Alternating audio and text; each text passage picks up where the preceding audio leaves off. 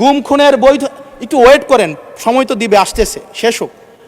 যারা গুম খুনের, আমি আপনাকেই বলছি মিস্টার হাসান এইদিকে ইয়েস ইয়েস প্লিজ। মাননীয় স্পিকার, আমি অ্যাড্রেসিং ইউ মাননীয় স্পিকার। মাননীয় স্পিকার, আমি আপনার প্রোটেকশন দাবি করছি, কারণ আমরাও বলতে ভয় পাই, কারণ আমরা যদি সরকারের সমালোচনা করি, কোনো প্রতিমন্ত্রীর বিরুদ্ধে কথা বলি, মন্ত্রীর বিরুদ্ধে কথা বলি, আমার এলাকার বাজেট দিয়ে বন্ধ করে দিবে না সেটার কিন্তু নিশ্চয়তা নাই।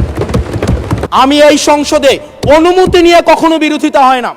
28 লক্ষ কোটি টাকা হচ্ছে বিদেশে পাচার করা হয়েছে। 28-এর পরে কয়টা সংখ্যা হয় আমি আর্টস ইংলিশ ডিপার্টমেন্টের ছাত্র, আর্টস ব্যাকগ্রাউন্ডে পড়াশোনা করছি, আমার মাথায় আসে না 28-এর পরে কয়টা সংখ্যা হয়। 28-এর পরে না, 28-এর পরে 9টা না, এটাও হয় নাই। 28-এর পরে 28 লক্ষ কোটি টাকা বিদেশে পাচার করা হয়েছে। ঋণং কৃতা ঘৃতং পিবেত যাবৎ জীবন সুখেং কিবত, অর্থাৎ ঋণ করে প্রয়োজনে ঘি খাও, তাইলেও সুখে থাকো। ঋণ করো, ঘি খাও, পরের ধনে পুদ্দারি করো, ঋণ করে ঘি খেয়ে জমিদারি করো, তাও ঋণ করো। আমার কাছে মনে হচ্ছে মাননীয় স্পিকার, এই প্রবাদটিকে সরকারি দলের কিছু সদস্য খুব সিরিয়াসলি নিয়েছেন, নিয়ে ওনারা ঋণ করো, ঘি খাও, তাও সুখে থাকো, এটাকে ওনারা এভাবে নিয়েছেন, ঋণ করো, ঋণ খেলাপি হও, তাও নির্বাচন অংশগ্রহণ করো। জনগণের টাকা নিয়ে এই বিলাসিতা বন্ধ করতে হবে এবং ঋণ খেলাপিদেরকে ঋণ খেলাপি বলতে হবে।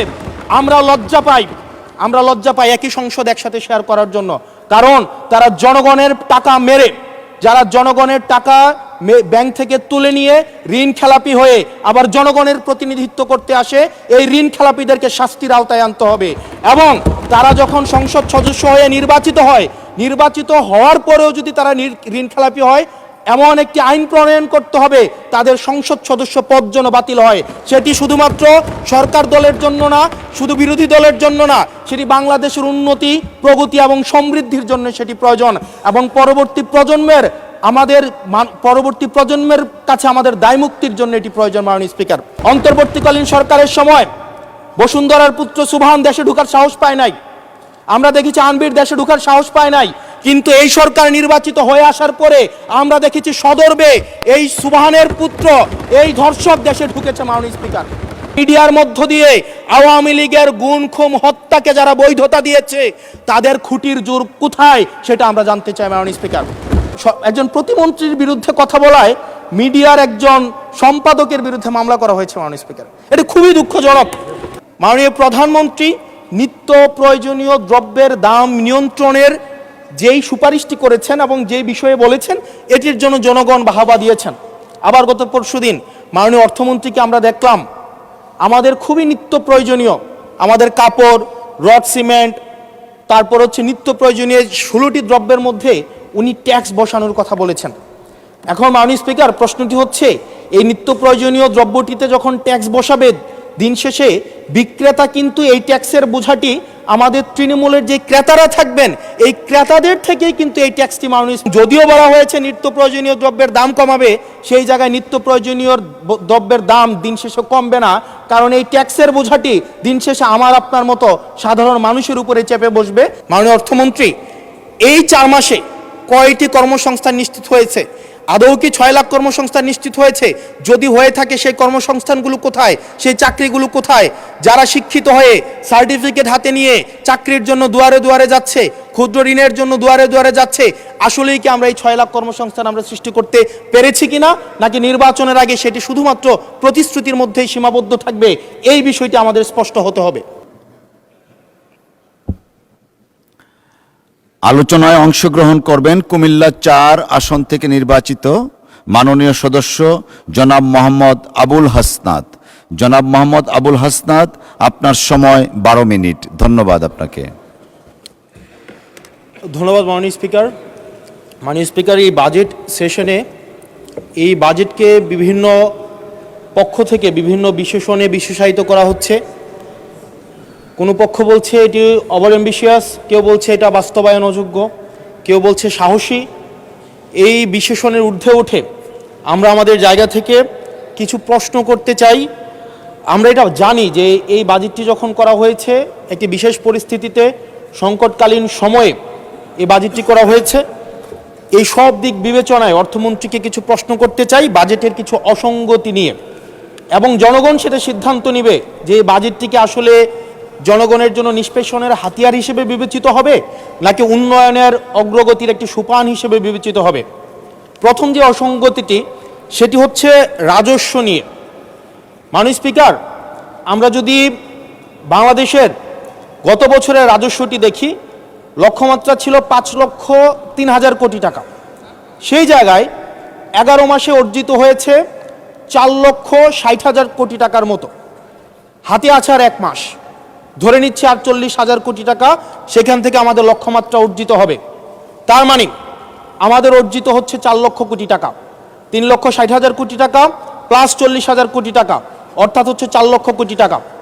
মাননীয় স্পিকার, এই বাজেটে রাজস্বের লক্ষ্যমাত্রা নির্ধারণ করা হয়েছে 6,95,000 কোটি টাকা, অর্থাৎ প্রায় 74% লক্ষ্যমাত্রা বৃদ্ধি করা হয়েছে।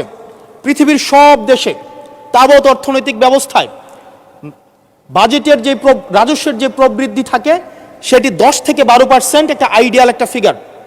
সেই জায়গা থেকে মাননীয় অর্থমন্ত্রীর কাছে আমার প্রশ্ন, সারা দেশে বা বিগত রাজস্ব কালেকশনের যদি আমরা হিস্ট্রিটা দেখি, 10 থেকে 12%-এর জায়গায় সরকারের কাছে এমন কি মেকানিজম রয়েছে যেই মেকানিজমের মধ্য দিয়ে প্রায় আমরা 75% আমরা রাজস্ব নতুন করে আমরা সংগ্রহ করতে পারবো। মাননীয় স্পিকার, সেই জায়গা থেকে আমরা বলছি যে এই যে রাজস্বের যে মাত্রাটি নির্ধারণ করা হয়েছে এবং এনবিআর এর যে সক্ষমতা রয়েছে সেটি বিবেচনায় এই বাজেটটির লক্ষ্যমাত্রা রাজস্বের ক্ষেত্রে কতটা অর্জিত হবে সেটি আসলে আমরা সন্দেহ প্রকাশ করছি। দ্বিতীয়ত, কিছুক্ষণ আগে একজন বলে গেলেন, একজন মাননীয় সংসদ সদস্য, যে আমাদের দেশের ইনভেস্টমেন্ট ফ্রেন্ডলি একটা এনভায়রনমেন্ট ক্রিয়েট করা হয়েছে। মাননীয় স্পিকার, 100 টাকার যদি আমি বাংলাদেশে ব্যবসা করি, আমাকে কর্পোরেট ট্যাক্স দিতে হয় 27.5%, অর্থাৎ আমি সেখানে 100 টাকার মধ্যে আমার পকেটে থাকে আর 72.50 টাকা, 72.5 টাকা। এই 72.5 টাকার মধ্যে আমার ডিভিডেন্ড ট্যাক্স 4.5 সহ আমাকে দিতে হয় মাননীয় স্পিকার 40%, অর্থাৎ আমার পকেটে তখন থাকে 43.5 টাকা। এই 43.5 টাকা আমি 100 টাকা ইনকাম করি, আমার সর্বসাকুল্যে আমার ট্যাক্স চলে যায় 56.5%। আমরা যদি মালদ্বীপের দিকে তাকাই, আমরা যদি সিঙ্গাপুরের দিকে তাকাই, মালয়েশিয়ার দিকে তাকাই, সেখানে এই কর্পোরেট ট্যাক্স হচ্ছে 0%। আমরা যদি শ্রীলঙ্কার দিকে তাকাই 15%, নেপালের দিকে যদি তাকাই তাহলে সেটা 5%। শুধু সরকারের সমালোচনার খাতিরে না, আমরা নির্মোহভাবে কনস্ট্রাকটিভ ক্রিটিসিজমের জায়গা থেকে আমরা বলছি এই 56.5% কর্পোরেট ট্যাক্স এবং ডিভিডেন্ড ট্যাক্স বিদ্যমান রেখে এটা ডোমেস্টিক ইনভেস্টমেন্টকেও প্রমোট করবে না এবং ফরেন ইনভেস্টমেন্টকেও প্রমোট করবে না। যেই বিজনেসম্যান আমার সিঙ্গাপুরে বিজনেস করতে পারবে 0% ট্যাক্স দিয়ে, সেই বিজনেসম্যান 56.5% ট্যাক্স দিয়ে সেই বাংলাদেশে বিজনেস করতে আসবে না। মাননীয় স্পিকার, আমরা সেই জায়গা থেকে প্রত্যাশা করেছিলাম যে এই বাজেট একটা ইনভেস্টমেন্ট ফ্রেন্ডলি একটা বাজেট হবে এবং কর্পোরেট ট্যাক্সের একটা সহনশীল মাত্রায় কর্পোরেট ট্যাক্সকে রিডিউস করা হবে। হতাশ হয়েছে মাননীয় স্পিকার। মাননীয় স্পিকার, আমরা যদি পরবর্তী যে অসঙ্গতিটা, সেটা হচ্ছে মূল্যস্ফীতি এবং জিডিপির যে লক্ষ্যমাত্রা নির্ধারণ করা হয়েছে। বর্তমানে মূল্যস্ফীতি হচ্ছে 9.4% এবং আমরা যদি খাদ্যপণ্যের মূল্যস্ফীতি ধরতে যাই সেটা 12%-এরও বেশি। এখন এই বাজেটে নির্ধারণ করা হয়েছে মূল্যস্ফীতি সেটা আমাদের 7.5%-এ রিডিউস করা হবে। পৃথিবীর সব দেশে, সব বাজেটে, সব অর্থনৈতিক ব্যবস্থায় মূল্যস্ফীতিকে নিয়ন্ত্রণ করার স্বীকৃত মাধ্যম হচ্ছে দুইটা। একটা হচ্ছে উচ্চ হারে সুদ নির্ধারণ করা অথবা গভর্নমেন্ট এক্সপেন্ডিচার কমিয়ে নিয়ে আসা। আমাদের একটা অর্থ বছরে 1,40,000 কোটি টাকার একটা নির্ভরশীল অর্থনীতি বিদ্যমান রেখে আমরা কিভাবে মূল্যস্ফীতিকে আমরা 7.5%-এ নিয়ে আসব, এই যে স্ববিরোধী যে অবস্থানটা, এই জায়গাটা আমাদের কাছে আসলে মাননীয় স্পিকার স্পষ্ট না। আপনি একই সাথে বলছেন আপনি মাছ মুচমুচে করে ভাজবেন, আবার একই সাথে বলছেন আপনি তেলটা কম দিবেন। এই যে স্ববিরোধী অবস্থানটা, এটা আমাদের সাধারণ মানুষের কাছে এটা স্পষ্ট হতে হবে। মাননীয় স্পিকার, আমরা এই সংসদে দেখেছি মাননীয় প্রধানমন্ত্রী নিত্য প্রয়োজনীয় দ্রব্যের দাম নিয়ন্ত্রণের যেই সুপারিশটি করেছেন এবং যেই বিষয়ে বলেছেন, এটির জন্য জনগণ বাহবা দিয়েছেন। আবার গত পরশুদিন মাননীয় অর্থমন্ত্রীকে আমরা দেখলাম আমাদের খুবই নিত্য প্রয়োজনীয় আমাদের কাপড়, রড সিমেন্ট, তারপর হচ্ছে নিত্য প্রয়োজনীয় 16টি দ্রব্যের মধ্যে উনি ট্যাক্স বসানোর কথা বলেছেন। এখন মাননীয় স্পিকার, প্রশ্নটি হচ্ছে এই নিত্য প্রয়োজনীয় দ্রব্যটিতে যখন ট্যাক্স বসাবে, দিন শেষে বিক্রেতা কিন্তু এই ট্যাক্সের বোঝাটি আমাদের তৃণমূলের যে ক্রেতারা থাকবেন এই ক্রেতাদের থেকেই কিন্তু এই ট্যাক্সটি মাননীয় স্পিকার যাবে। সুতরাং যখন বলা হয়েছে নিত্য প্রয়োজনীয় দ্রব্যের দাম কমানো হবে, আবার বলা হচ্ছে ট্যাক্স বাড়ানো হবে, এটিও কিন্তু মাননীয় স্পিকার একটি সাংঘর্ষিক অবস্থায় রয়েছে। সুতরাং যদিও বলা হয়েছে নিত্য প্রয়োজনীয় দ্রব্যের দাম কমাবে, সেই জায়গায় নিত্য প্রয়োজনীয় দ্রব্যের দাম দিন শেষে কমবে না, কারণ এই ট্যাক্সের বোঝাটি দিন শেষে আমার আপনার মতো সাধারণ মানুষের উপরে চেপে বসবে। দিন শেষে এই জায়গাটি হচ্ছে মাননীয় স্পিকার প্রশ্নবিদ্ধ। মাননীয় স্পিকার, আমরা সরকার দল থেকে একটি কমিটমেন্ট পেয়েছিলাম নির্বাচনের আগে, সেটি হচ্ছে আগামী 5 বছরে এই 4 মাস সহ 1 কোটির উপরে কর্মসংস্থান নিশ্চিত করা হবে। 1 কোটি কর্মসংস্থান। এখন প্রত্যেক মাসে আপনার 1.5 লক্ষ কর্মসংস্থানেরও বেশি। তার মানে এই 4 মাসে সেই হিসাবে কর্মসংস্থান বৃদ্ধি পাওয়ার কথা 6 লাখ এই 4 মাসে। আপনাদের কাছে প্রশ্ন, মাননীয় অর্থমন্ত্রী, এই 4 মাসে কয়টি কর্মসংস্থান নিশ্চিত হয়েছে? আদৌ কি 6 লাখ কর্মসংস্থান নিশ্চিত হয়েছে? যদি হয়ে থাকে সেই কর্মসংস্থানগুলো কোথায়? সেই চাকরিগুলো কোথায়?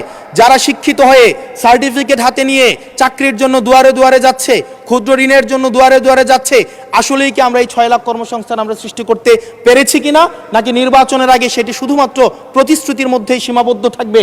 এই বিষয়টি আমাদের স্পষ্ট হতে হবে। মাননীয় স্পিকার, আমরা প্রাচীন একটি ভারতের একটা প্রবাদ আছে, এই যে আমাদের একটি সান্ধ্যকালীন সংসদ চলছে, আমাদের মধ্যে একটি আলস্য ঝেঁকে বসেছে, আমরা একটু এখন বিশ্রামের একটা আগ্রহ সৃষ্টি হচ্ছে। এরকম একটা বিশ্রামের সময়ে এক ভারতের প্রাচীন ভারতের একটা প্রবাদ আছে। সেই প্রবাদেও একজন বলেছিলেন যে ঋণং কৃতা ঘৃতং পিবেত যাবৎ জীবন সুখেং কিবত, অর্থাৎ ঋণ করে প্রয়োজনে ঘি খাও তাইলেও সুখে থাকো, ঋণ করো ঘি খাও, পরের ধনে পুদ্দারি করো, ঋণ করে ঘি খেয়ে জমিদারি করো, তাও ঋণ করো।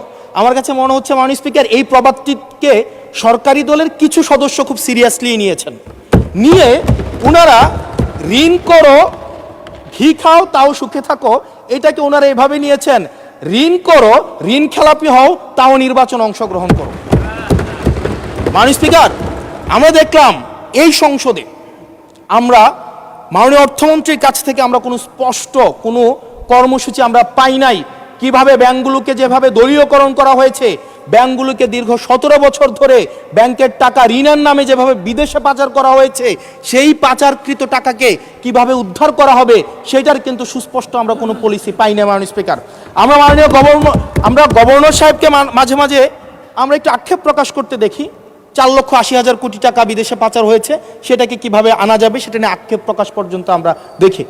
মাননীয় স্পিকার, এই যে ঋণ খেলাপি যারা আছে, নির্বাচনের আগে একটা কমন একটা স্ট্রাকচার, 5 বছর কোনো খোঁজখবর থাকে না, তফসিলের আগে সেখানে একটু কোর্টে যাবে, কোর্টে গিয়ে ওই ঋণ খেলাপির উপরের এই অর্ডারটার উপরে একটা স্টে দিবে এবং 2% দিয়ে আবার রিশিডিউল করাবে, রিশিডিউল করিয়ে আবার নির্বাচনে অংশগ্রহণ করবে বিভিন্ন জায়গা থেকে টাকা পয়সা উঠায়া, এবং আগামী 5 বছর আবার এই ঋণ নিয়ে কোনো ধরনের আর কোনো খোঁজখবর থাকে না। জনগণের টাকা নিয়ে এই বিলাসিতা বন্ধ করতে হবে এবং ঋণ খেলাপিদেরকে ঋণ খেলাপি বলতে হবে। আমরা লজ্জা পাই একই সংসদ একসাথে শেয়ার করার জন্য, কারণ তারা জনগণের টাকা মেরে, যারা জনগণের টাকা ব্যাংক থেকে তুলে নিয়ে ঋণ খেলাপি হয়ে আবার জনগণের প্রতিনিধিত্ব করতে আসে, এই ঋণ খেলাপিদেরকে শাস্তির আওতায় আনতে হবে। এবং তারা যখন সংসদ সদস্য হয়ে নির্বাচিত হওয়ার পরেও যদি তারা ঋণ খেলাপি হয়, এমন একটি আইন প্রণয়ন করতে হবে তাদের সংসদ সদস্য পদ যেন বাতিল হয়। সেটি শুধুমাত্র সরকার দলের জন্য না, শুধু বিরোধী দলের জন্য না, সেটি বাংলাদেশের উন্নতি, প্রগতি এবং সমৃদ্ধির জন্য সেটি প্রয়োজন। এবং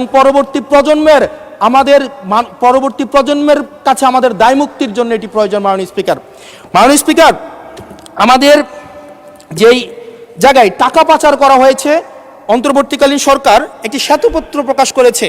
এই শ্বেতপত্রতে দেখানো হয়েছে 28 লক্ষ কোটি টাকা হচ্ছে বিদেশে পাচার করা হয়েছে। 28-এর পরে কয়টা সংখ্যা হয় আমি আর্টস ইংলিশ ডিপার্টমেন্টের ছাত্র, আর্টস ব্যাকগ্রাউন্ডে পড়াশোনা করছি, আমার মাথায় আসে না 28-এর পরে কয়টা সংখ্যা হয়। 28-এর পরে না, 28-এর পরে 9টা না, এটাও হয় নাই। 28-এর পরে 28 লক্ষ কোটি টাকা বিদেশে পাচার করা হয়েছে। এখন মাননীয় স্পিকার, যারা পাচার করেছে তারা সদর্পে এখন হচ্ছে মাননীয় স্পিকার গুলশান, বনানী, ধানমন্ডি এই দেশে এখন বুক ফুলিয়ে চলাফেরা করে। মাননীয় স্পিকার আমরা দেখেছি অন্তর্বর্তীকালীন সরকারের সময় বসুন্ধরার পুত্র সুবহান দেশে ঢোকার সাহস পায় নাই। আমরা দেখেছি আনবির দেশে ঢোকার সাহস পায় নাই।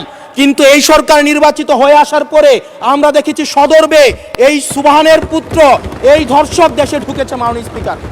মাননীয় স্পিকার অন্তর্বর্তীকালীন সরকারের সময় দুর্নীতি দমন কমিশন বসুন্ধরার বিরুদ্ধে মামলা করেছে।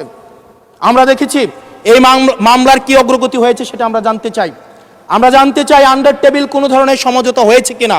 যদি সমঝোতা না হয়ে থাকে তাহলে তাদের বিরুদ্ধে আইনগত ব্যবস্থা নিতে বাধাটা কোথায় সেটা বাংলাদেশের মানুষের সামনে প্রকাশ করতে হবে। মাননীয় স্পিকার অন্তর্বর্তীকালীন সরকার এই বসুন্ধরা গ্রুপ যারা বিদেশে টাকা পাচার করেছে, মানুষের সম্পদ দখল করেছে এবং মিডিয়ার মধ্য দিয়ে আওয়ামী লীগের গুম খুন হত্যাকে যারা বৈধতা দিয়েছে তাদের খুঁটির জোর কোথায় সেটা আমরা জানতে চাই। মাননীয় স্পিকার আমরা মাননীয় স্পিকার অবশ্য শুনতে পেয়েছি, বললে অবশ্য অনেকে রাগ করে। মাননীয় সদস্য, আপনার সময় শেষ হয়ে গেছে, তারপরেও চিফ হুইপ মহোদয় অনুরোধ করেছেন আরো 3 মিনিট বাড়ানো হলো। থ্যাংক ইউ মাননীয় স্পিকার। মাননীয় স্পিকার আমরা শুনতে পেয়েছি বা দেখতে পাই এবং সরকার দলেরই অনেকে মাঝে মাঝে আমাদের কাছে এসে দুঃখ প্রকাশ করে যে আসলে আমরা জেল খেটেছি, আমরা কষ্ট করেছি, আমাদের সন্তানদের সাথে আমরা থাকতে পারি নাই, কিন্তু আমাদের দলে কিছু কিছু মানুষ বসুন্ধরার অ্যাডভাইজর হিসেবে কাজ করে, তাদের মিডিয়ার অ্যাডভাইজর হিসেবে কাজ করে। মাননীয় স্পিকার যেই মিডিয়া তারেক রহমানকে, মাননীয় প্রধানমন্ত্রী তারেক রহমানকে দেশদ্রোহী হিসাবে ফ্রেমিং করেছে, সেই মিডিয়ার অ্যাডভাইজর হিসেবে আজকে বসুন্ধরা গ্রুপে আজকে এই সরকার দলীয় সংসদ সদস্যদের অনেকেই তারা সেখানে যুক্ত। মাননীয় স্পিকার এটা আমাদের জন্য না, বরং তাদের সহকর্মীদের জন্য এটি তাদের হৃদয়ে রক্তক্ষরণ হয়, সেটি আমরা জানি। মাননীয় স্পিকার এই বসুন্ধরার বিরুদ্ধে যারা কথা বলে তাদের বিরুদ্ধে মিডিয়া লেলিয়ে দেওয়া হয়। মাননীয় স্পিকার আমরা যারা ঋণ খেলাপি, যারা ব্যাংকগুলোকে দখল করেছে, যারা গণতন্ত্র পথকে রুদ্ধ করেছে, গুম খুনের বৈধ, একটু ওয়েট করেন, সময় তো দিবে, আসতেছে, শেষ হোক। যারা গুম খুনের, আমি আপনাকেই বলছি মিস্টার হাসান এদিকে, ইয়েস মাননীয় স্পিকার, আমি অ্যাড্রেসিং ইউ মাননীয় স্পিকার। যারা গুম খুনের বৈধতা উৎপাদন করেছে তাদের বিরুদ্ধে আমরা অন্তত বিএনপি থেকে স্ট্রিক্ট আমরা অ্যাকশন দেখতে চাই। মাননীয় স্পিকার মাননীয় প্রধানমন্ত্রী প্রতিশোধ পরায়ণ হন নাই, আমরা সেটাকে ওয়েলকাম জানাই। মাননীয় স্পিকার প্রতিশোধ পরায়ণ না হওয়া আর সুবিচার নিশ্চিত না করা দুইটা এক না। মাননীয় স্পিকার আমরা ওয়েলকাম করি উনি প্রতিশোধ পরায়ণ হন নাই, ব্যক্তিগত রাগ ক্ষোভের ঊর্ধ্বে উনি উঠতে পেরেছেন, কিন্তু আমরা এটা ওনার কাছ থেকে শুনতে চাই, উনার দলের কাছ থেকে শুনতে চাই গুম খুনের হত্যার উনি সুবিচার নিশ্চিত করবেন, উনি আইনের শাসন নিশ্চিত করবেন এবং এতদিন ধরে যারা নিয়ন্ত্রিত মিডিয়ার মাধ্যমে এই ফেসিবাদের পক্ষে যারা বয়ান উৎপাদন করেছেন তাদের বিরুদ্ধে উনি সুবিচার নিশ্চিত করবেন। মাননীয় স্পিকার আমাদের প্রতিহিংসার কথা বলছি না, প্রতিশোধ পরায়ণতার কথা বলছি না। মাননীয় স্পিকার আজকে এই জায়গাতে আমরা আবার দেখতে পাচ্ছি যেটা আমাদেরকে শঙ্কার মধ্যে ফেলে, রাজনৈতিক প্রতিহিংসার রাজনীতি আবার শুরু হচ্ছে। মাননীয় স্পিকার একজন সরকার দলীয় একজন প্রতিমন্ত্রীর বিরুদ্ধে কথা বলায় মিডিয়ার একজন সম্পাদকের বিরুদ্ধে মামলা করা হয়েছে। মাননীয় স্পিকার এটা খুবই দুঃখজনক, ওনাকে জেলে নেওয়া হয়েছে একজন প্রতিমন্ত্রীর বিরুদ্ধে কথা বলায়। এবং মাননীয় স্পিকার আমি আপনার প্রোটেকশন দাবি করছি, কারণ আমরাও বলতে ভয় পাই, কারণ আমরা যদি সরকারের সমালোচনা করি, কোনো প্রতিমন্ত্রীর বিরুদ্ধে কথা বলি, মন্ত্রীর বিরুদ্ধে কথা বলি, আমার এলাকার বাজেট দিয়ে বন্ধ করে দিবে না সেটার কিন্তু নিশ্চয়তা নাই। সেই কারণে আমাদের মধ্যে অনেকেই কথা বলার সময় আওয়াজটা একটু কম করে বলে। মাননীয় স্পিকার আপনার কাছে অনুরোধ করি, আমার জন্য আমার এলাকার মানুষকে যেন বঞ্চিত করা না হয়। আমি এই সংসদে অনুমতি নিয়ে কখনো বিরোধিতা হয় না, কখনো অনুমতি নিয়ে আমি আপনার বিরোধিতা করতে চাই। অসংখ্য ধন্যবাদ মাননীয় সদস্য, আর দেয়া যাচ্ছে না, আপনাকে সর্বোচ্চ দেয়া হয়েছে, পরের বার please take your seat. Thank you.